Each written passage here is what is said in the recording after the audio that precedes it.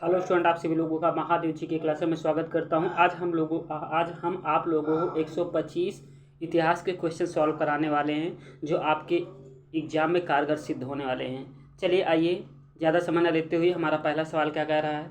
कह रहा है मध्य पाषाणिक प्रसंग में पशुपालन के प्रमाण जहाँ से मिले हैं वो स्थान कौन सा है। पहला लंघनाच, बीरभानपुर, आदमगढ़, चौपानी मांडू। आपको खटाखट बताना है कि इनमें से कौन सा ऑप्शन हमारा सही होगा। तो इनमें से हो जाएगा आदमगढ़। ठीक, कौन सा हो जाएगा? आदमगढ़। ठीक है, चलो दूसरा सवाल क्या कह रहा है। भारत पर पहला मुस्लिम आक्रमण किस वर्ष में हुआ था? 647 में, 1013 में, 711 में, इनमें से कोई नहीं। आपको बताना है इनमें से कौन सा ऑप्शन हमारा सही हो जाएगा। 712 में मोहम्मद बिन कासिम ने किया था, तो ये ऑप्शन हमारा क्या हो जाएगा, सही हो जाएगा। चलिए अगला सवाल क्या कह रहा है। कह रहा है बंगाल की निम्नलिखित फैक्ट्रियों में से एक जो पुर्तगालियों द्वारा स्थापित की गई थी वह थी बांदेल में, चिंसुरा में, हुगली में, श्री रामपुर में। आपको बताना है इनमें से कौन सा ऑप्शन हमारा सही होगा। तो इनमें से हमारा हो जाएगा सी ऑप्शन सही। चलिए आइए अगला सवाल देख लेते हैं। अगला सवाल हमारा क्या कह रहा है। हिंदू पौराणिक कथा के अनुसार समुद्र मंथन हेतु किस सर्प ने रस्सी के रूप में स्वयं को प्रस्तुत किया? कालिया ने, वासुकी ने, पुष्कर ने, शेषनाग ने। आपको बताना है इनमें से कौन सा ऑप्शन हमारा सही हो जाएगा। तो भैया इनमें से हो जाएगा वासुकी ने। ठीक है, चलो अगला सवाल देख लेते हैं। पांचवा सवाल कह रहा है नवदा टोली का उत्खनन किसने किया था? के.डी. वाजपेयी ने, वी.एस. वाकणकण ने, एच.डी. संकलिया ने, मार्टिमर व्हीलर ने। आपको बताना है इनमें से कौन सा ऑप्शन हमारा सही हो जाएगा। तो इसमें से हो जाएगा एच.डी. संकलिया ने।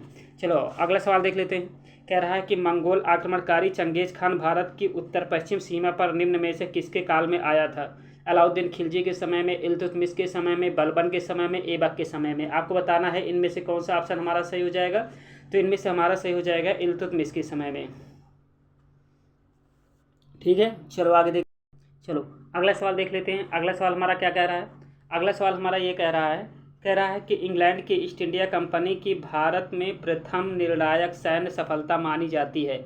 बक्सर का युद्ध, प्लासी का युद्ध, पानीपत का युद्ध, हल्दी घाटी का युद्ध। तो आपको बताना है इनमें से कौन सा ऑप्शन हमारा सही हो जाएगा। तो भैया इनमें से हमारा सही ऑप्शन हो जाएगा प्लासी का युद्ध। चलो अगला सवाल देख लेते हैं।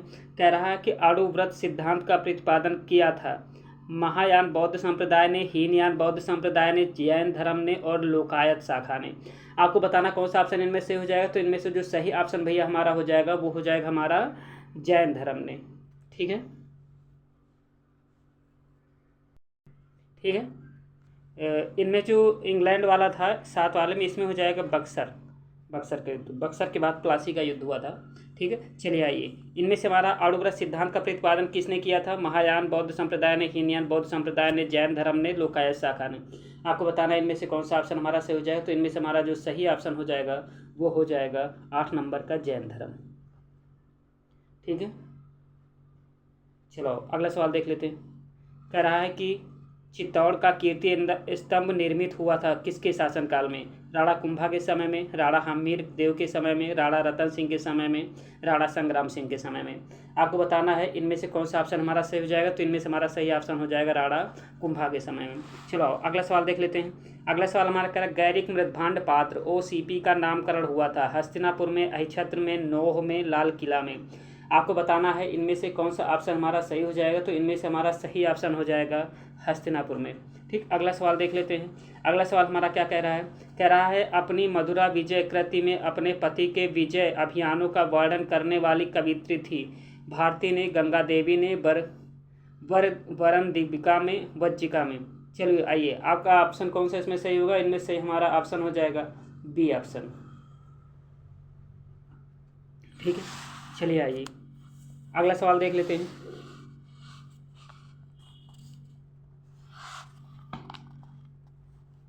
चलो अगला सवाल हमारा कह रहा है निम्न में से किसने भारत में अंग्रेजों का सर्वाधिक विरोध किया था? मराठों ने, मुगल ने, राजपूत ने, सिख ने। आपको बताना है इनमें से कौन सा ऑप्शन हमारा सही हो जाएगा। तो इनमें से हो जाएगा मराठों ने।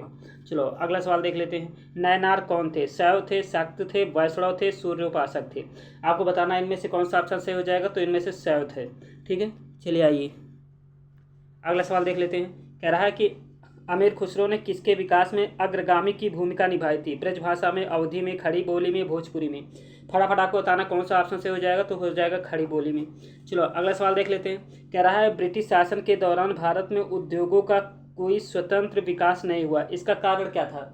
ठीक है, चलो, भारतीय उद्योगों का अभाव, विदेशी पूंजी की कमी, प्राकृतिक संसाधन की कमी, धनिक वर्ग द्वारा भू संपत्ति में निवेश करने की तरजीह दिया जाना। चलो, आपको बताना है इनमें से कौन सा ऑप्शन हमारा सही हो जाएगा। तो इनमें से हमारा हो जाएगा ए ऑप्शन।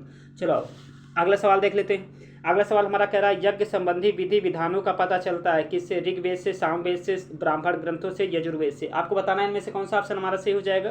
तो भैया इनमें से हो जाएगा यजुर्वेद से।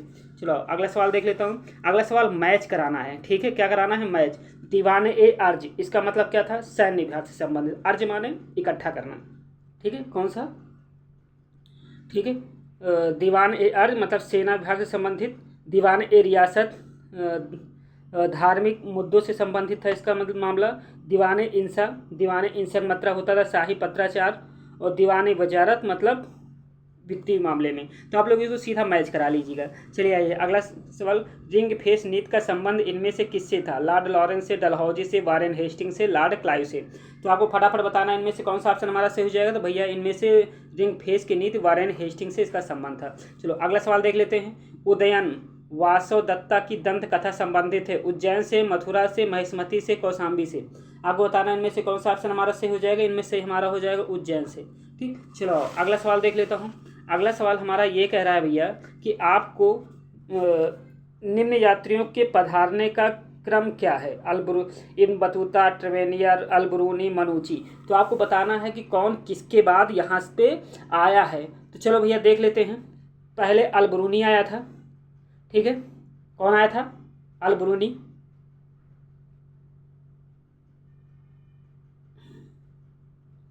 ठीक है, पहले अल-बरूनी आया था, फिर इब्न बतूता आया था, फिर ट्रेवेनियर आया था, फिर मनूची आया था। इसका मतलब हमारा बी ऑप्शन क्या हो जाएगा? पूरी तरीके से सही हो जाएगा। ठीक है, चलो अगला सवाल देख लेते हैं। अगला सवाल हमारा क्या कह रहा है? कह रहा है कि अंग्रेजी भारतीय सेना में चर्बी वाले कारतूसों से चलने वाली एनफील्ड राइफल कब शामिल की गई थी? नवंबर 1856 में, दिसंबर 1856 में, जनवरी 1857 में, फरवरी 1857 में। आपको बताना है इनमें से कौन सा ऑप्शन हमारा सही हो जाएगा। तो इनमें से सही ऑप्शन हमारा हो जाएगा बी। ठीक, चलो अगला सवाल देख लेता हूँ। अगला सवाल हमारा क्या कह रहा है? कह रहा है कि गौतम बुद्ध के समय का प्रसिद्ध वैद्य जीवक किसके दरबार से संबंधित था? बिंबिसार के, चंद्रप्रभोत के, प्रसेनजीत के, उदयन के।